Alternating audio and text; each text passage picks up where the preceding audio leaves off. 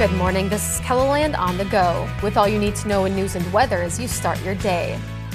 The South Dakota Department of Corrections announced Tuesday that inmate Stephen Satter died, which had us looking through our archives. That's where we found this coverage from back in 1977 when Satter had escaped from the South Dakota State Penitentiary and was on the run for a week. The Lake County Sheriff found the escapee among a grove of trees. He was just plain tired and hungry. Satter was 77 years old. The DOC did not give a cause of death. We have an update on the Hibachi grill case we've been telling you about. The name of the fourth person accused of harboring aliens has been released. Yujin Tsai was a manager who allegedly paid and hired the employees and leased properties that they lived in. The alleged crimes took place between 2014 and 2023. Minnehaha County is once again under a burn ban. The sheriff's office says it's because of extreme dry conditions in the county. Officials say the county has not received measurable precipitation since the last burn ban was lifted. Today is expected to be dry and windy, which will enhance the fire danger. No open burning is allowed.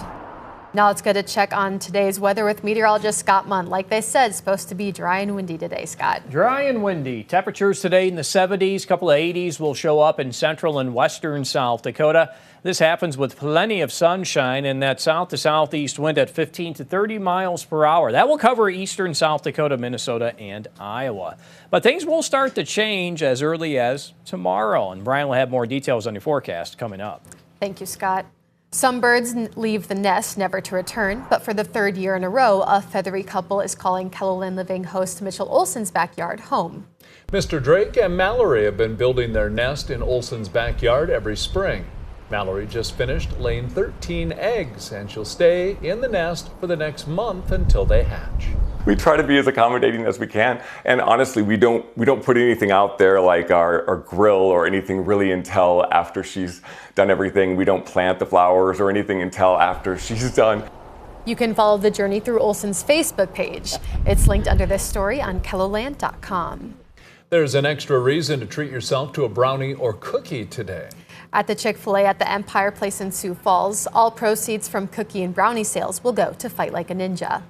We started this organization as a scholarship for girls, and when the mission has grown into so much more now, and we're able to do outreach in the community and visits to those in care with our Caring Companion program, and do all of that work with the money that we've been able to raise. Briley Kafka was the recipient of this year's hockey scholarship, receiving $4,000 from Fight Like a Ninja. There's a new addition to the meat counter at Fairway on South Sycamore Avenue in Sioux Falls. The Samuel Adams Sodak Pickleburger was created by employees Bill Werkamp and Doug Walls for a burger competition at Fairway headquarters in Iowa, and bested a field of 48 entries to win the title. I think the pickled jalapeno, the pickled baby pickles, and the soy sauce with the savoriness and the richness gave it depth and flavor, the sodium. And then the cheddar gave it savoriness. It's just a good combination.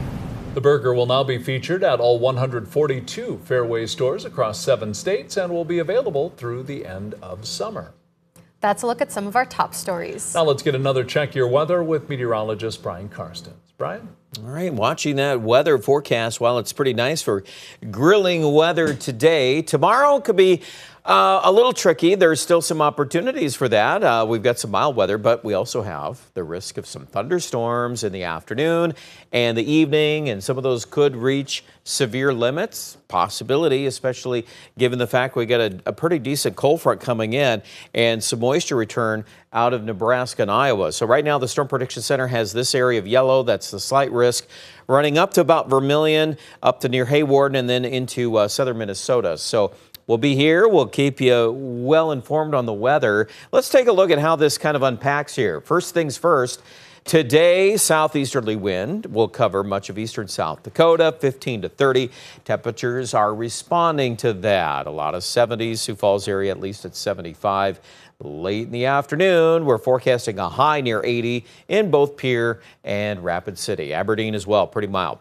Tonight, there's a frontal system on the move. So already at daybreak tomorrow morning, that north wind in Pierre, Phillip, Rapid City, that's really going to put the brakes on temperatures warming up tomorrow in those areas. It's going to be a lot cooler. You'll be in the 40s or low 50s at best. Rapid probably rains a little bit, might snow some, a little bit of a mix there into the Black Hills. Now, you work your way out in the middle of South Dakota. It's probably not going to be raining a lot. There's a chance of a few scattered showers, but I would limit that.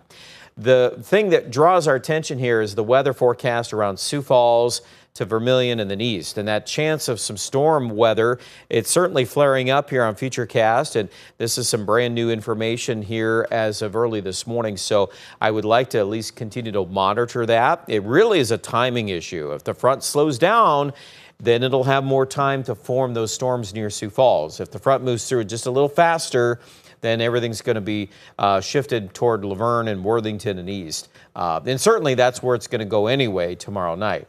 Behind it, everybody's feeling some pretty chilly weather to start off Good Friday. We might even have a couple of showers around.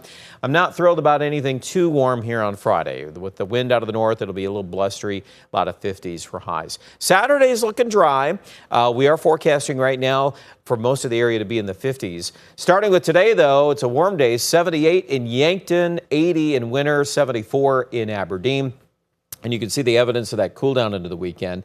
At this point, Easter Sunday, the main question will be the track of a low pressure center coming out of Oklahoma and Texas. As it turns the corner, if all that rain stays in Iowa, then, for the vast majority of our viewing area, we'll miss that. And actually, I would be more optimistic on temperatures on Easter Sunday as a result. So we've kind of held things between 55 and 60 from Sioux Falls to Aberdeen on Easter Sunday.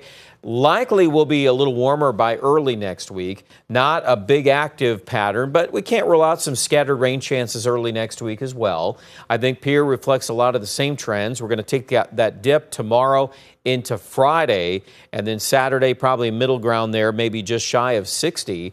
And then remember, for Rapid City, it's plenty blustery, isn't it? 45 tomorrow after 80 today, 43 on Friday, but then it turns around and decent Easter Sunday, high 64. More weather coverage online at KEVOLAND.com.